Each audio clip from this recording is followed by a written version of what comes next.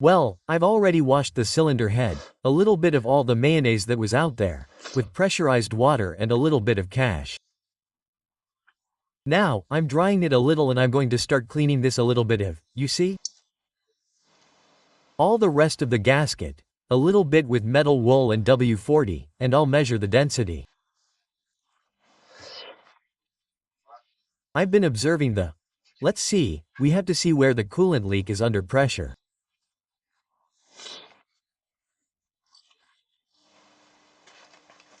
So, it's either in the cylinder head or it's in the block or it's at the junction of the timing case with the block at that height, which is where the water pump is that connects to the rest of the engine block's cooling circuit.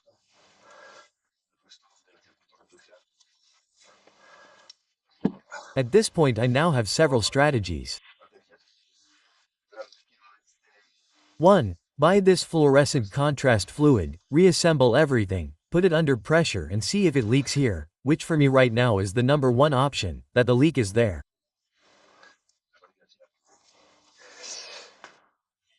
If it leaks through the cylinder head, I tried to see if I could do a compression test by plugging this hole and putting water in through that other hole, but of course, it obviously comes out through more places.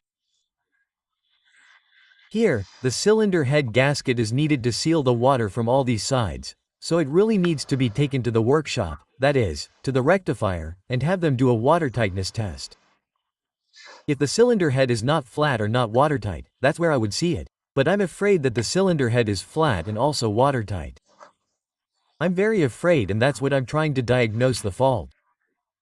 The next thing would be that I only have the engine block left, but to do the water tightness test on the engine block, I would have to disassemble the entire engine, disassemble the gearbox, disassemble the lower axle. I mean, the front axle is a real pain, to be honest. So, I don't know what to think, you know? I was also spraying it with pressurized water to see if I could see something here, where the water is going. Logically, it would come out through this duct here. Of course, if I could cover this and put pressure water in there, I wouldn't be able to see it either because all the water would come out through here, okay? The water path goes through here, it's all around. So, watching videos and stuff like that, there are some cases that have reported that the problem is that there is a crack here in one of these sleeves, in the casing. So with the endoscope I'm going to try to see if I can find any cracks, any fissures there. Let's see. Because there are very few other possibilities left.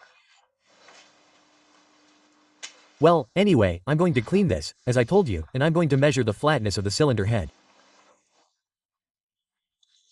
The best thing that can happen is that the cylinder head is not flat, then the coolant leak would be justified.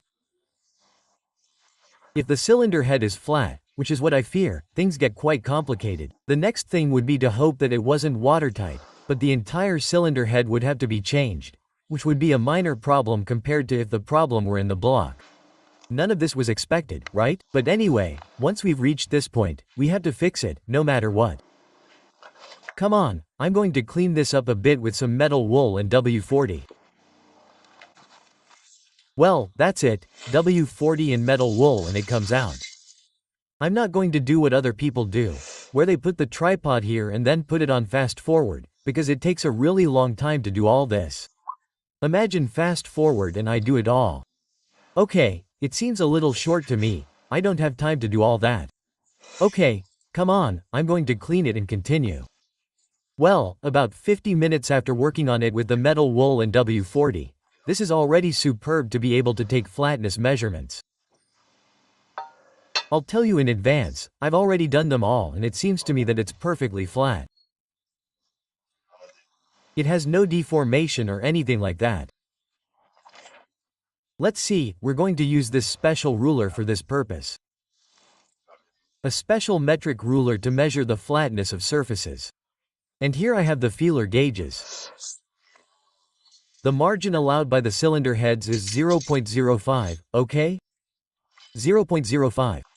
I have the 0.031 here just in case to test it properly and just in case, If it had more room than 0.05. I had the 0.061 here to measure. Okay, I put the 0.05 ones in and nowhere, you see? I mean, you have to put the ruler in many directions. You have to put it at an angle, you have to put it, you have to put it at an angle.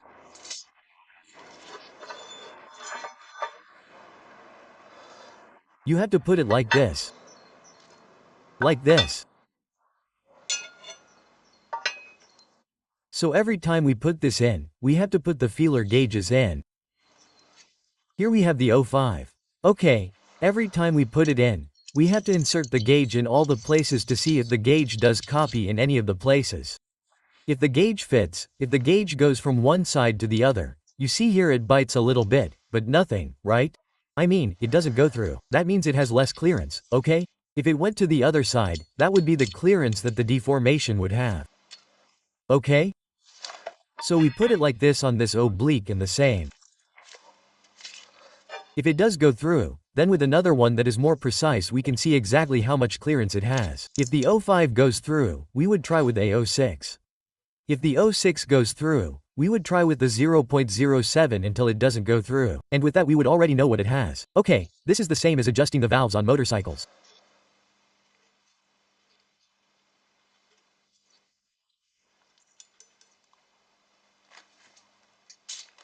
Okay, it doesn't go through and it doesn't go through.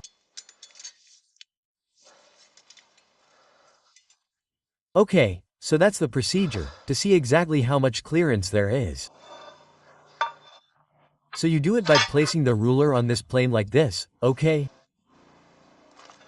On another plane like this, on another plane like this, on another plane like this, on another plane like this. I've already done it like this with all of them, okay? On this oblique and on this oblique. And then like this on all of these vertical ones.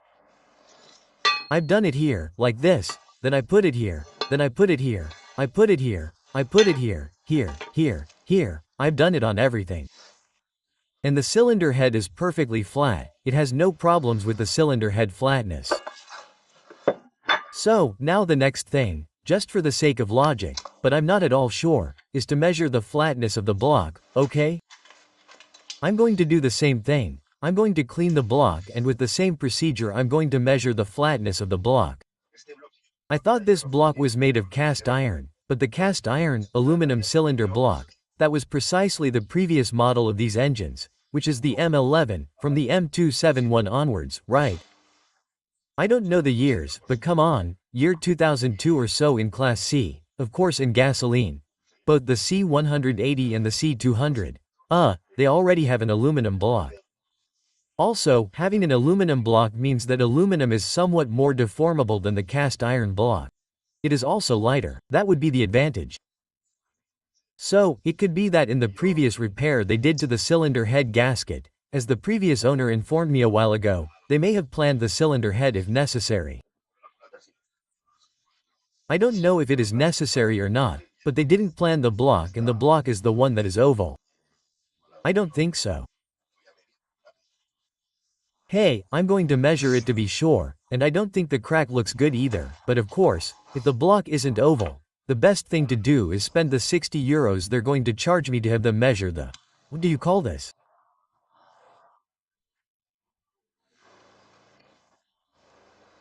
I'll say the tightness of the cylinder head, which I think is tight.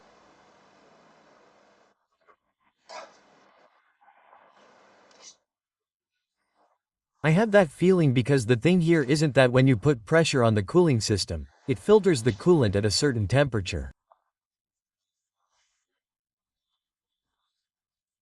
When it's completely cold, it filters it from 1 bar or a little less than 1 bar of pressure in the cooling circuit.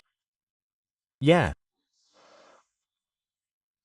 Against the coolant and the engine oil when everything is completely cold. I mean, it's not like it's just a little crack that goes unnoticed and when the engine gets really hot, that's when the crack shows its face, right? No, that's not the case. It shows itself when cold too. That's why I think it could be those gaskets. But it doesn't look like it. It doesn't look like that at all. But of course, you also remember this previous video where everything down there was wet. Of course, because I suspected it was this hole, but if the crack wasn't here and if it was there, it would be more of an explanation for it being wet over there. I'm about to put this old cylinder head gasket that I have, the one I had, it was fine. Put the cylinder head back on, tighten it, it doesn't take that long. Install the cooling system. And see if, as I can see the holes clearly now, see if the leak really is there. That's where it should be. I insist that if it is, it is, if it is, there it is a mess because you have to remove the lower bridge. Remove the crankcase and now you can access the timing case. This is called the timing case, and where the timing case joins the engine block is where I suspect it could be.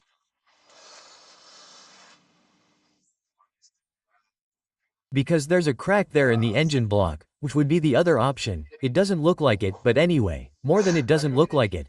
How do I take this engine block to have the compression and airtightness measured? That's the thing. Anyway, I'm going to clean it a little bit like I did with the surface of the cylinder head. I'm going to clean the surface of the block, a little bit of W40 and metal wool. And then I'm going to measure its flatness. And after that I'm going to do the test of putting pressure on the circuit and see if the water comes out through there. Well, as you can see, I've left it spotless. Okay, it didn't take me long. Well, it took like 20 minutes like this and it's fine. Let's measure the flatness of the block. Look, well, here it's the same. With the same ruler, I do the same thing and here it's on all sides. I've done it on a lot of sides, huh? The gauge doesn't fit anywhere, okay? In any case, it bites a little bit, but it wouldn't be bad if it were bitten at all. I've done it on all sides. This is just a small sample and the cylinder head is also flat, okay? A little sanding and such just in case with this special sanding device. Let's see if I can show it to you, okay? With this special device I've given it a little sanding to make everything better. I'm also going to give it a very small sanding. Also here on the very small cylinder head because it was very flat and that's it. And what I'm going to do is what I told you. I'm going to reassemble everything and test to see if it leaks there. It doesn't leak there. Okay, ready? Well, then, first sand it with a coarser sandpaper and then a finer one for finishing. Here it's the same. They're both flat. It takes like 3 or 4 days for the cylinder head gasket to arrive in good condition and I haven't done the diagnosis yet. So, before taking the cylinder head to the rectifier, since I have that margin, I'm going to try this. I'm going to reassemble everything with the cylinder head, that is, with the cylinder head gasket that I have. Now I'll clean it well and put it back together. And I insist, for the 100th time, I'm going to test if the leak is here. Okay, I don't have to put everything together, everything, because just by putting the cylinder head together. And the cooling system, I think I can seal it and we'll see how it works with the sealing test.